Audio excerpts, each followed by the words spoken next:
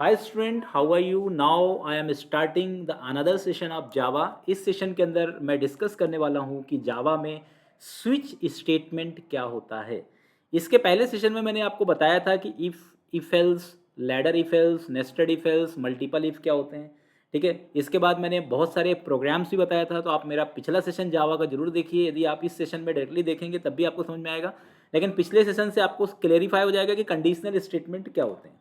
तो देखो, switch statement actually देखा जाए तो ये भी एक तरह से कंडीशन के लिए या एक इक्वलिटी कंडीशन के करस्पॉन्डिंग काम करता है। जैसे कंडीशन में तो लेस देन भी हो सकता है, ग्रेटर देन भी हो सकता है, लेकिन स्विच के अंदर इक्वलिटी कंडीशन के बेसिस में ये स्पेसिफिक ग्रुप ऑफ स्टेटमेंट्स में से पर्टिकुलर कोई भी यदि स्टेटमेंट आपको चूज करवाना है तो वहां पर आप स्विच का यूज कर सकते हो। स्विच को जनरली हम बोलते हैं ऑप्शन बेस्ड प्रोग्रामिंग या चॉइस बेस्ड प्रोग्रामिंग। मतलब जहां पर आपको चॉइस, जैसे आप किसी मॉल में जाते हैं और आपके पास बहुत सारे अलग अलग क्या है चॉइसेस रहते हैं कि आपको पर्टिकुलर इस शॉप से या इस ब्रांड से आपको इस आइटम को परचेस करना है, तो वहां पर आपके पास चॉइस है। जैसे 12th के बाद आपके पास बहुत सारे चॉइस होते हैं कि आपको कॉमर्स लेना है, कि आपको साइंस में जाना है, कि आपको पर्टिकुलर से आर्ट में जाना है, या किस फील्ड में आपको जाना है, ये आपका चॉइस रहता है। कुछ लोगों का यहाँ पे कंडीशन रहता है कि नहीं यही लेना है। तो कंडीशन एक फोर्सफुली स्टेटमेंट है और चॉइस आपका, स्विच आपका एक ऑप्शन बेस्ड है कि आपके पास ऑप्शन है। ठीक है, जैसे करियर के लिए भी आपके पास अलग अलग ऑप्शन है कि आपको वेब डिजाइनिंग में जाना है, कि आपको ऐप डिजाइनिंग में जाना है, कि वेब डेवलपमेंट में जाना है, कि ऐप डेवलपमेंट में जाना है, कि क्यूए में जाना है।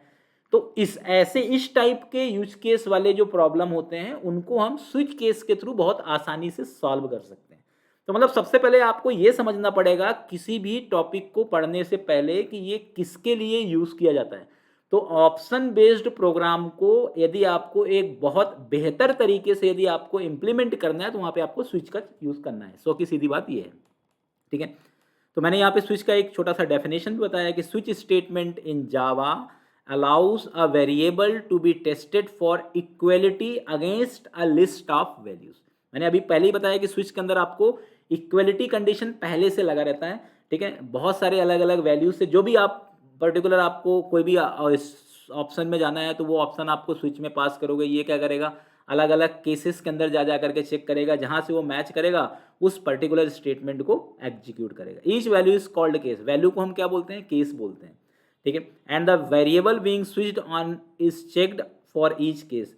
और ये जो वेरिएबल होगा ना, जो भी वेरिएबल आप लोगे वो हर केस के अंदर जा करके मैच करेगा, इससे मैच करेगा, इससे मैच करेगा, जिससे भी वो मैच हो जाएगा उस स्टेटमेंट को एग्जीक्यूट कर देगा। और इसके अंदर केस के अंदर हमें ब्रेक लगाना भी जरूरी है, क्योंकि हम यही चाहते हैं, एक प्रॉपर हमारा जो यूज केस यही है कि यदि कोई भी केस हमें मिल जाता है तो फिर हम उसके बाद स्विच से बाहर आएंगे। तो स्विच से बाहर आने के लिए हम क्या लगाते हैं, ब्रेक लगाते हैं। इसके बाद आता है इसमें डिफॉल्ट। डिफॉल्ट एक्चुअली एक तरह से आप एल्स की तरह सोच सकते हो कि एल्स मतलब जैसे आपका कोई सा भी केस मैच नहीं हुआ तो सीधे सीधे वो कहाँ पे जाएगा, डिफॉल्ट में जाएगा। तो डिफॉल्ट एक्चुअली क्या होता है कि ये एल्स की तरह काम करता है। If nothing match then it will jump to default. Okay, तो मतलब इंटरनली देखा जाए तो रन टाइम में क्या होता है कि स्विच के अंदर जो भी आपने वेरिएबल पास किया तो ये variable variable equal to value. ठीक है, वेरिएबल इक्वल्स टू वैल्यू। तो जो भी आपका वैल्यू आप दे रहे हो उस वैल्यू से क्या कर रहा है, ये मैच कर रहा है। ओके, तो मतलब सीधी सी एक मैं कुछ एग्जांपल्स आपको बता रहा हूँ जिससे आपको और थोड़ा सा क्लियरिटी आएगा कि स्विच का हम किस तरीके से यूज़ कर सकते हैं। ठीक है, इससे क्या फ़ायदा है, इम्प्रूव्ड रीडेबिलिटी बढ़ाता है। ये switch statement are more readable when comparing a single variable against multiple value. इसका रीडेबिलिटी बेटर है। Performance in some cases switch statement can be more efficient than a series of if else, क्योंकि मैंने आपको बताया था कि switch एक jumping statement भी है। कि स्विच में क्या होता है, कोई सीक्वेंस नहीं होता। जैसे आपका जो भी इक्वलिटी कंडीशन से मैच होगा उस पर्टिकुलर स्टेटमेंट में डायरेक्टली जंप भी कर सकता है। Organize code help in organizing code when dealing with multiple possible values. आपको कोड को आप एक प्रॉपर वे में लिख सकते हो, ये भी एक फ़ायदा होता है स्विच से। ठीक है, अब मैं आपको एक छोटा सा एग्जांपल बताता हूँ। जैसे मैं, आप भी मेरे साथ बना सकते हो चाहो तो प्रोग्राम, कि जैसे हम एक प्रॉब्लम सॉल्व करते हैं, बहुत ही छोटा सा प्रॉब्लम है। हमें ये चेक करना है कि जो भी नंबर हम एंटर कर रहे हैं वो इवन नंबर है कि odd number. We will simply check that the number which we have entered that is even number और ऑड नंबर। ये चीज़ आपको इफ एल्स से नहीं बनाना है, ये प्रोग्राम आपको इफ एल्स से नहीं बनाना है, ये प्रोग्राम आपको स्विच से बनाना है। तो इस प्रोग्राम को आप स्विच से कैसे बनाओगे, that thing I am discussing. ठीक है, तो इसके लिए सबसे पहले देखो, अब इस प्रोग्राम में मोस्ट ऑफ द केसेस में हमारा क्या है, हमारी जो प्रैक्टिस रहती है वो किससे रहती है, हम जनरली जितने भी प्रोग्राम बनाते हैं हमारी प्रैक्टिस रहती है कि हम इसको इफ एल्स से बनाते हैं। तो थोड़ा सा जिनके दिमाग में पहले इफ एल्स होगा उनको इससे हटाना पड़ेगा। तो कैसे हम इस प्रोग्राम को स्विच से बनाएंगे, इसके लिए सबसे पहले मैंने इंटेलिजे ओपन किया, यहाँ पर एक जावा क्लास लिया, यहाँ पे लिख दिया मैंने स्विच, जस्ट मैंने switch example, I will write this, okay, और यहाँ पर आ जाएगा public static void main and here I will write string args, ये हमारा प्रोग्राम होगा इसके अंदर, यहाँ पर मैंने ये बना दिया, ठीक है, स्ट्रिंग args मैंने यहाँ पे लिख दिया, ठीक है, we can simply write this, और यहाँ पर अब जैसे मुझे इवन नंबर और ऑड नंबर चेक करना है, मैंने यहाँ पे इंट नम ले लिया 5। अब सिंपल यहाँ पे स्विच में गया, स्विच में मैंने यहाँ पे लिखा नम मॉडुलस 2, इसके बाद मैं यहाँ पे दूंगा केस 0, और यहाँ पे मैंने एक वेरिएबल ले लिया मैंने स्ट्रिंग टाइप का, string res equals to blank, और यहाँ पे केस 0 आएगा तो res में मैंने दे दिया इवन, मतलब यदि कोई भी नंबर टोटल डिविजिबल होगा तो res में क्या आएगा, इवन आएगा, और मैं इसको ब्रेक कर दूंगा। इसके बाद यदि डिफ़ॉल्ट आता है, आई विल यूज़ डिफ़ॉल्ट, ठीक है, यदि डिफ़ॉल्ट आता है तो यहाँ पे मैं लिख दूंगा res के अंदर मैं असाइन कर दूंगा odd, and finally I will break it, और फिर से मैं इसको ब्रेक कर दूंगा, ओके, दैट्स इट, और यहाँ पर लास्ट में मैं प्रिंट कर दूंगा system dot out dot println, and simply I will write here res result. तो ये हमारा प्रोग्राम बन गया कि हम इवन ऑड इस तरीके से टेस्ट कर सकते हैं, इस तरीके से हम चेक कर सकते हैं, ठीक है। तो ऑटोमेटिकली स्विच के अंदर मैंने दिया नम मॉडुलस 2, तो ऑटोमेटिकली ये इसका रिमाइंडर निकालेगा, और ये रिमाइंडर ऑटोमेटिकली क्या करेगा, मैच करेगा केस 0 से, ठीक है, मतलब केस से जो मैचिंग है वो बाय डिफ़ॉल्ट होगा, इसलिए बोला जाता है कि जो वेरिएबल होता है वो केस के अंदर की वैल्यू से डायनेमिकली मैच करता है, मतलब स्विच में इक्वलिटी कंडीशन पहले से रहता है। अब मैं इसको चलाता हूँ एक बार, इट इज़ प्रोसेसिंग, देखो इसमें ऑड आ गया, क्योंकि सबसे पहले आप इसको ड्राई रन कर सकते हो कि यहाँ पे 5 आएगा, 5 मॉडुलस 2, रिमाइंडर कितना बचेगा, 1 बचेगा, तो डिफ़ॉल्ट में जाएगा। अब यदि मैं यहाँ पर नम की वैल्यू दे देता हूँ 4, नम की वैल्यू मैंने दे दिया 4, और यदि मैं इस प्रोग्राम को चलाता हूँ तो यहाँ पर आउटपुट आएगा 4 मॉडुलस 2 बराबर 0, मतलब ये क्या आएगा, आपका इवन आएगा। तो इस तरीके से हम स्विच के अंदर इवन ऑड का प्रोग्राम बना सकते हैं, ठीक है। तो इस प्रोग्राम को आप देखो, प्रोग्राम यदि आप चलाओगे तभी प्रोग्रामिंग का एक्चुअल मीनिंग है, इसलिए आप जितना प्रोग्राम्स मैं आपको बता रहा हूँ एटलीस्ट आप प्रोग्राम बनाइए। अब हम एक दूसरा यूज केस फॉलो कर रहे हैं, एक दूसरा यूज केस हम सॉल्व करेंगे स्विच में, ठीक है, जहाँ पर हमारा जो मेन कंसर्न ये रहेगा कि जैसे ही मतलब 2 नंबर्स हैं हमारे पास A और B, इसमें से हमें ग्रेटर नंबर निकालना है, ठीक है, ग्रेटर नंबर निकालना है 2 नंबर में से। तो इसको कैसे अपन स्विच से बनाएंगे, तो इसके लिए मैंने पहले 2 नंबर ले लेता हूँ, पहले ये पूरा प्रोग्राम देखो, इसी प्रोग्राम को मैं मॉडिफाई कर लेता हूँ, A equals to 10, B equals to 20। अब यहाँ पे मैंने res लिया, यहाँ पे कंडीशन लगाऊंगा मैं A ग्रेटर देन B। अब आपको ये पता होना चाहिए कि ये जितने भी बुलियन है वो क्या रिटर्न करते हैं, ट्रू या फॉल्स। तो यहाँ पे मैं लेता हूँ केस में ट्रू, और यहाँ पे दे दिया मैंने res इक्वल्स टू इवन, और इधर मैंने लिया केस में फॉल्स, ठीक है, यहाँ पे सॉरी यहाँ पे लिख दिया मैंने A इज़ ग्रेटर।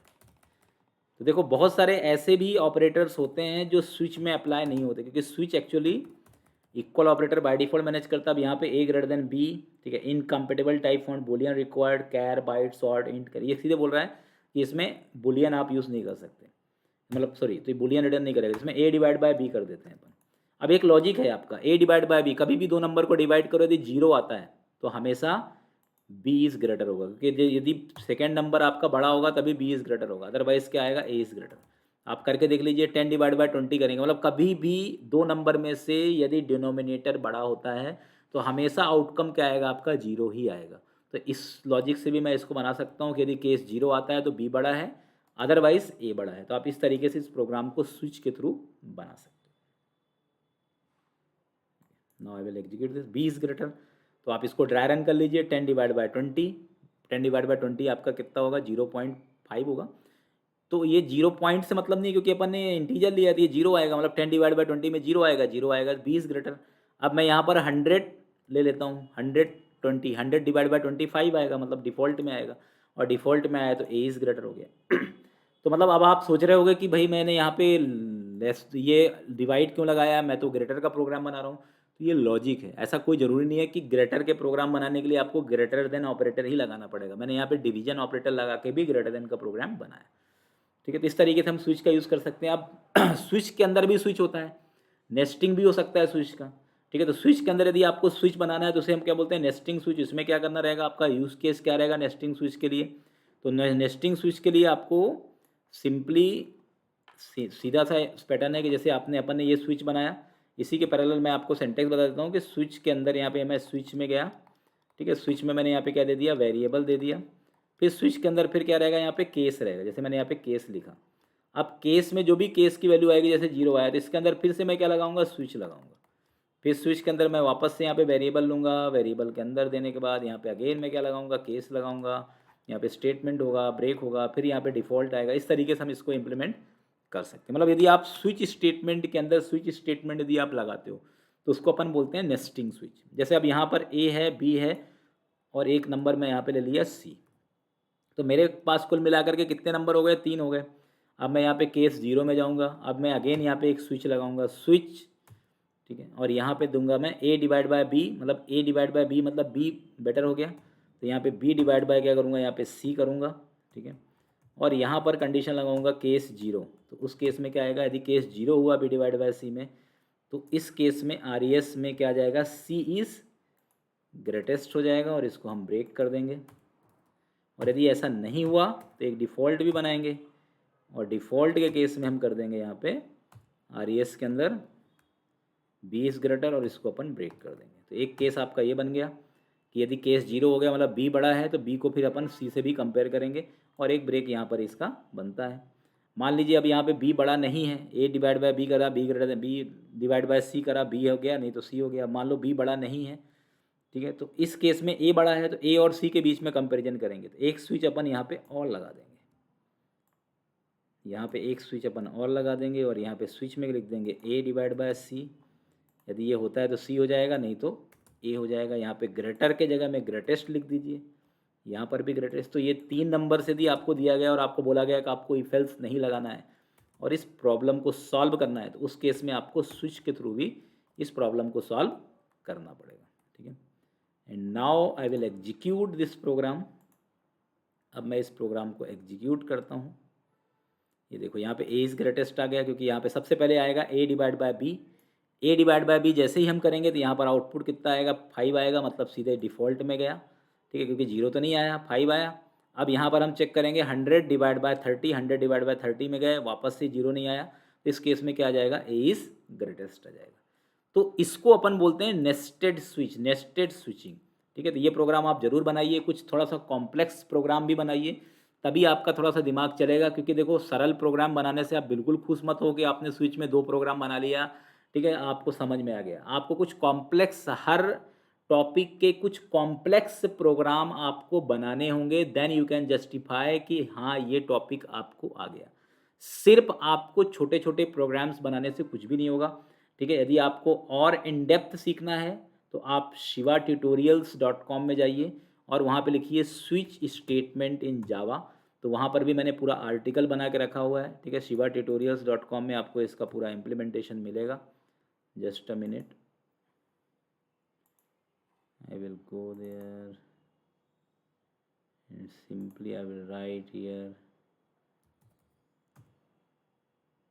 ओके, ये है, यहाँ पे आप लिखिए switch statement in Java. Okay, तो दिस इज़ माय ब्लॉग, और यहाँ पर मैं बहुत सारे अलग अलग आर्टिकल्स लिखता हूँ। यहाँ पे जावा के अंदर के जितने भी थ्योरेटिकल सेशन होंगे बहुत ही ईजी वे में आप इस ट्यूटोरियल को एक बार पढ़िए, आपको बिल्कुल ऐसा लगेगा जैसे आप बिल्कुल बहुत ही सिंपल इंग्लिश में मैंने इसमें लिखा हुआ है, और मैंने इंटरनली बताया भी है कि किस तरीके से काम करता है। जैसे यहाँ पर मैंने सोशल मीडिया का एक स्विच से प्रोग्राम बनाया है, ये भी आप देखिए। वॉवेल कंसोनेंट को चेक करने का प्रोग्राम बनाया है। इवन और तो मैंने बता ही दिया, ग्रेटर नंबर का मैंने बता दिया आपको। ठीक है, डिविजिबिलिटी वाले, तो मतलब बहुत सारे असाइनमेंट्स भी मैंने इसमें दिए हैं। ठीक है, आप इन सभी प्रोग्राम्स को बना करके आप यहाँ पे कमेंट भी कर सकते हैं। यदि आपको कोई डाउट होता है तो आप मुझे कमेंट्स बॉक्स में पूछ सकते हैं। ओके, तो ये पूरा प्रोग्राम्स का इम्प्लीमेंटेशन है, जहाँ पर आप इसको देख सकते हैं। अब जो मेरा नेक्स्ट सेशन होगा उसके अंदर मैं आपको बताऊंगा कि लूप कैसे यूज़ करते हैं, क्योंकि प्रोग्रामिंग की ये 3 जो है ना सबसे फाउंडेशन चीज़ें होती है कि आपको इफ एल्स, लूप और एरे। यदि ये तीनों चीज़ें यदि किसी भी स्टूडेंट को बहुत अच्छे से आ गया, तो सीधी सी बात है वो कोई सा भी लॉजिक बना सकता है, किसी भी टाइप का लॉजिकल प्रॉब्लम्स को सॉल्व कर सकता है। ठीक है, इसलिए जावा is not a theoretical subject. आप इसमें सिर्फ थ्योरी पढ़ करके या जो लोग यूट्यूब में मेरा सिर्फ वीडियो देख करके खुश हो रहे होंगे, ऐसे आप जावा नहीं सीख सकते। आपको यदि जावा सीखनी है ट्रूली, तो आपको जो प्रोग्राम मैं आपको बता रहा हूँ उस प्रोग्राम को आप अपने लैपटॉप में चलाइए, बनाइए, एग्जीक्यूट करिए। एरर आए तो बिल्कुल आप उस एरर को सॉल्व करिए, मेरा प्रोग्राम देखिए, फिर अपना प्रोग्राम देखिए, फिर एरर को सॉल्व करिए, और इसी तरीके से कंटिन्यूसली आप मेहनत करके ही आप सीख सकते हैं। प्रोग्रामिंग सीखने का कोई शॉर्टकट नहीं है। ठीक है, आज के डेट में सिर्फ जो इंटेलिजेंट है उसी का प्लेसमेंट हो रहा है। ठीक है, जो एवरेज स्टूडेंट है या जिसको थोड़ा बहुत आता है उसका प्लेसमेंट नहीं हो रहा है। इसलिए यदि आपको भीड़ में नहीं चलना है, आपको थोड़ा सा यूनिक रखना है अपने आप को, तो आप मेहनत करिए और जिस तरीके से मैं आपको सिखा रहा हूँ वैसा आप पढ़ने को ट्राई करिए। Thank you.